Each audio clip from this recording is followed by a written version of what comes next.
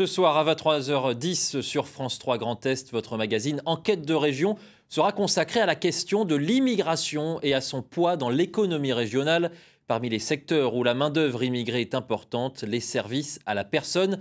Exemple dans les Ardennes, signé Maxime Meyer et Isabelle Griffon.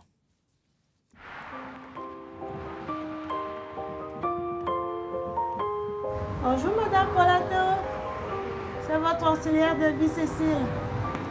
Cécile Messomo Ndongo enchaîne les visites ce matin.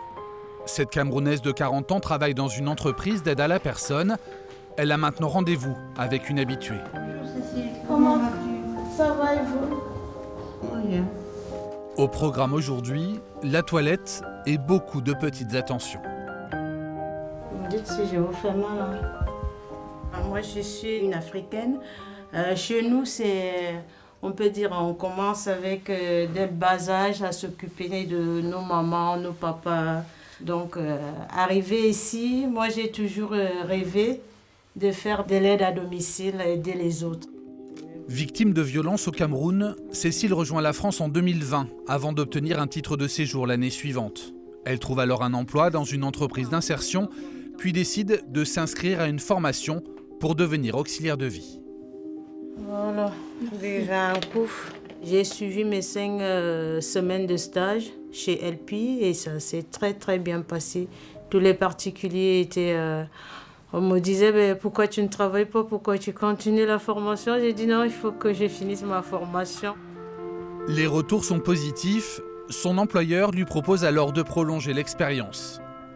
Un peu plus de 4 ans après son arrivée en France, Cécile signe un contrat à durée indéterminée. Alors Cécile, on fait un petit point sur votre arrivée. Ça fait un bon mois maintenant. Un mois et demi, oui. Ouais. Alors comment ça se passe? Ça se passe très bien. Ouais, j'aime bien aider les autres.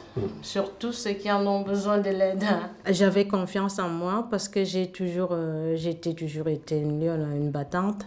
Donc quand je suis arrivée en France, dans les conditions où je suis arrivée, et je savais très bien que ça va prendre un peu de temps, mais ça va le faire.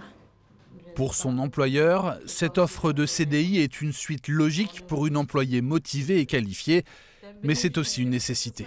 Clairement, dans notre secteur d'activité, on ne peut pas se passer de la main-d'œuvre de travailleurs étrangers, tout simplement parce qu'on a déjà une pénurie gigantesque de salariés qui interviennent auprès des personnes fragiles, notamment les personnes âgées.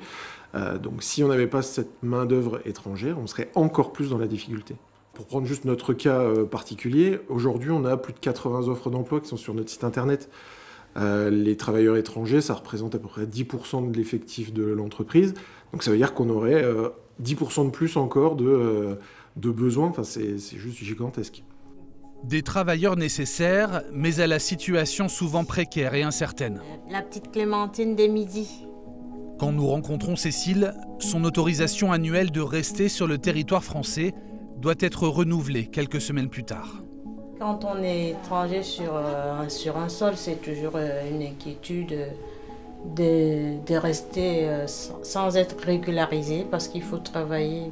Moi, j'ai des enfants qui sont restés dans mon pays d'origine. Je m'en occupe, l'école, la santé et tout ce qui va avec. Voilà.